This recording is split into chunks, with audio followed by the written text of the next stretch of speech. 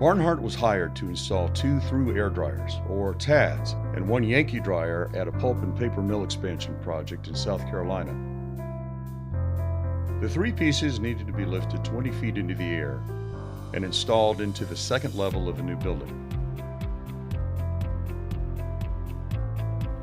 The customer's initial approach required vehicle traffic and work around the lifting area to be halted, and overall progress would have been hindered. Barnhart proposed a new, more streamlined approach.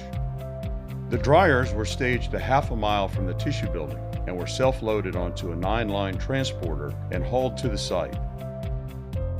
There, Barnhart had assembled a lift system, which included 45-ton J&R gantries, I-beams, and special rigging. Barnhart's approach allowed several hundred contractors to continue working near the area. Once the dryer was secured to the system, the gantries lifted the 114,000-pound TADs 22.5 feet into the air. It then connected to a slide system that would allow the pieces to narrowly fit between 2 beams. The TADs moved north along the slides to a system of gantries and multi-purpose girders that Barnhart had assembled inside the building with the customer's overhead crane.